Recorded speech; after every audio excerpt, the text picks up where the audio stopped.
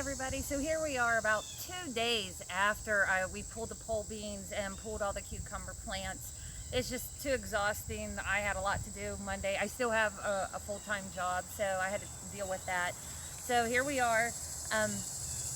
What I'm going to do is I'm going to lift up this drip hose and move it. I'm going to keep it. I'm going to keep it as I plant my fall crops, but I'm going to amend the soil with some organic garden tone from Espoma, just to replenish some of the nutrients.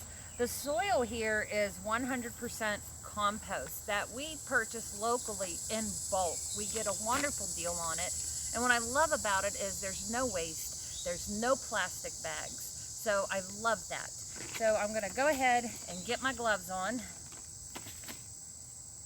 and get this worked into the soil, and we'll get to planting. Now what I think I'm going to plant is, let me look here, I'm going to give beets another try. I love beets, so I want to learn how to grow them.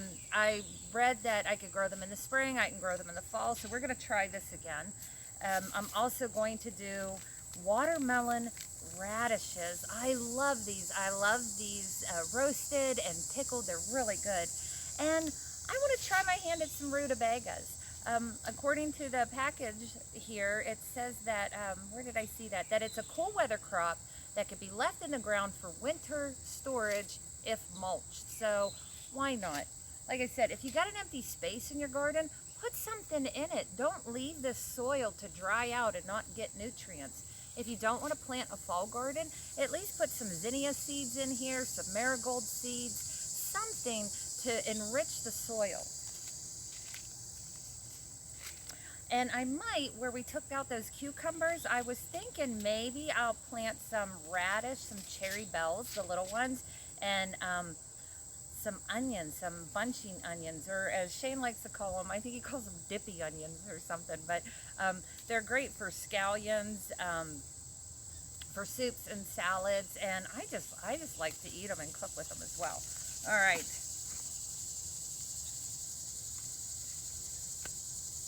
We're burning daylight, as they say.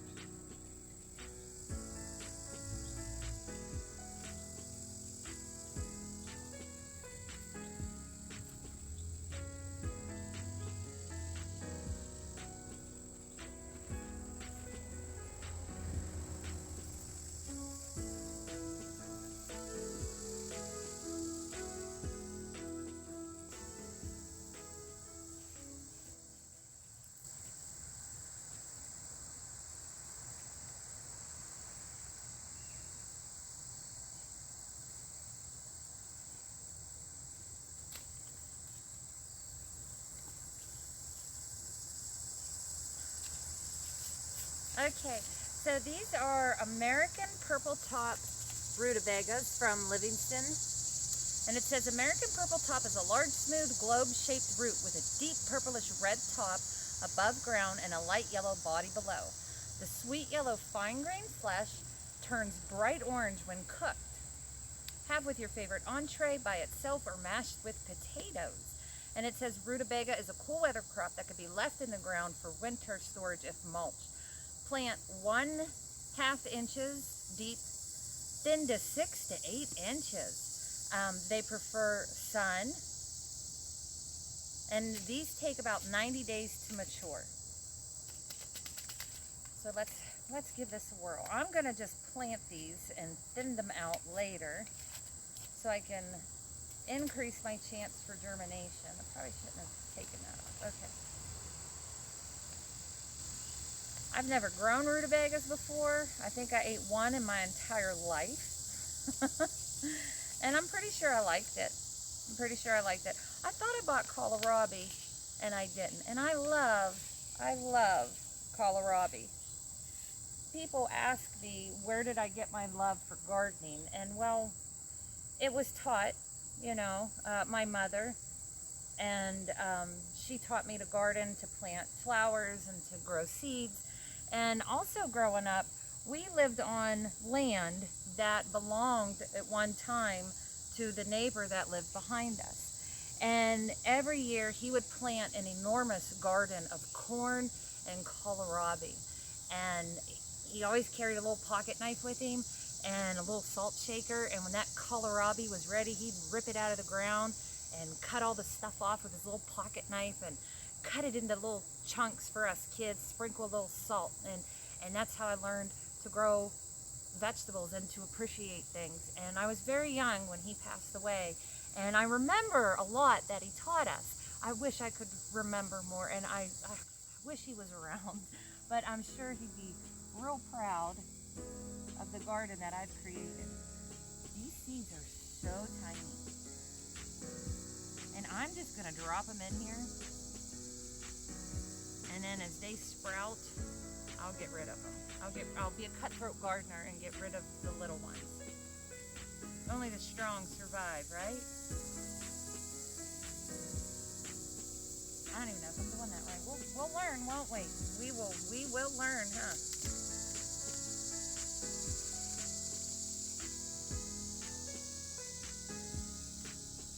I'm gonna just put them in here instead. Okay, so I'm gonna put these rutabagas right here so I know that that's what I planted. Watermelon radishes, my favorite. And as you can see, when you cut into them, it looks like a watermelon. I got to enjoy these at our local culinary school. They gave us a watermelon radish wedge as part of our appetizer, and I was in love. Okay, so these get to be 2 to 4 inches round, white skin, green shoulders, adds color to salads and relish trays. Let's see, plant a 1/4 to 1/2 inch, then 2 to 3 inches. They like running out of room on this camera here, and it doesn't beep or ding or anything to let me know there's no more room, and it just shuts off. So I had to delete some things, so you missed me babbling pretty much. So what I've went ahead and done is I got the rutabagas seeded, the watermelon radishes seeded, and the beets here. I'm getting ready to cover them up, and I'm going to water them in. Before I do that though, I'm going to go ahead and make little markers. This is a nursery marking pen. You can find these at greenhouses, online. I bought this one at Gardener's Edge, I believe it was.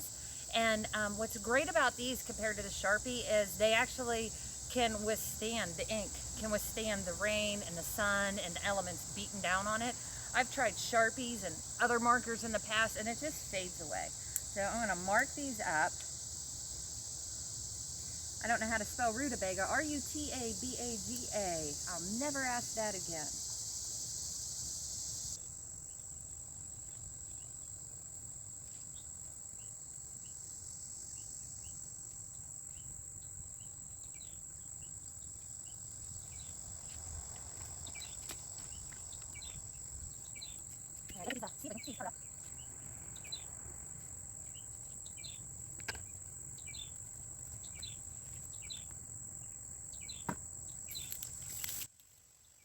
Real good. And when I take a seedling or damp, because this very dry seedlings are not going to grow. Even if they're organic or they're even going to grow tomorrow, they're not growing. So what I'm going to do is water them really good.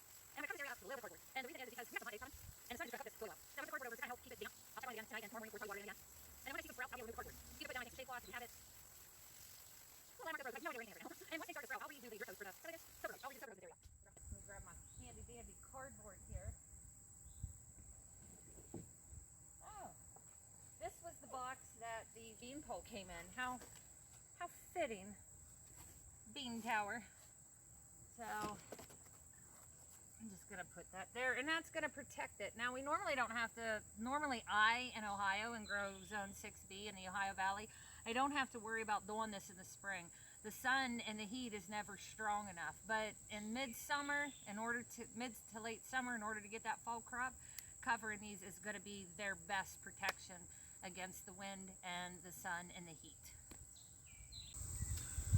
Okay, I'm pretty much going to do the same thing for these little onions, these little evergreen bunching onions, and these cherry bell radishes. And I'm kind of excited about these cherry bells because it says their maturity is only 22 days. That's really quick. Put something in the ground. It doesn't need a lot of dirt. In fact, I actually grew some radishes in a little pot. And in fact, that was my first video, was harvesting them. I'll put that link down below. Don't get on me for the quality. I'm still learning. We're still learning. So I had to grab another big bag of some garden tone. So what I'm going to do is I'm going to amend this soil, do the best that I can to work around this hose because it is connected to everything else. And as I was looking, see if I could show you here. I have peppers that need to be picked as well. So I'm going to hurry up and get this all taken care of. Get the soil amended, get these in the ground, water them in, cover them up, pick these peppers.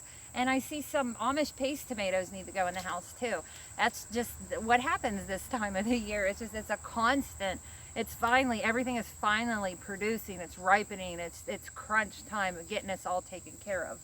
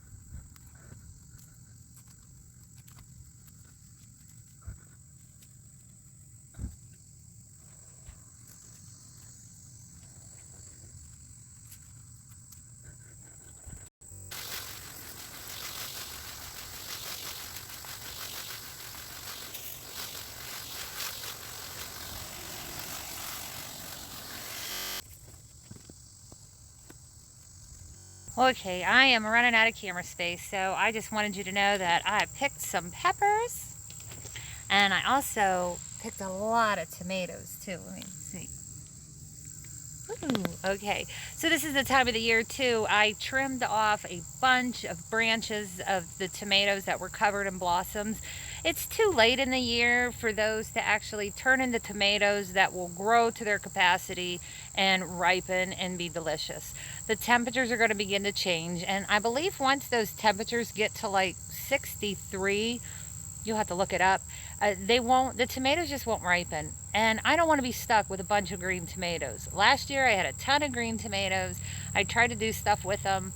I couldn't get them to ripen.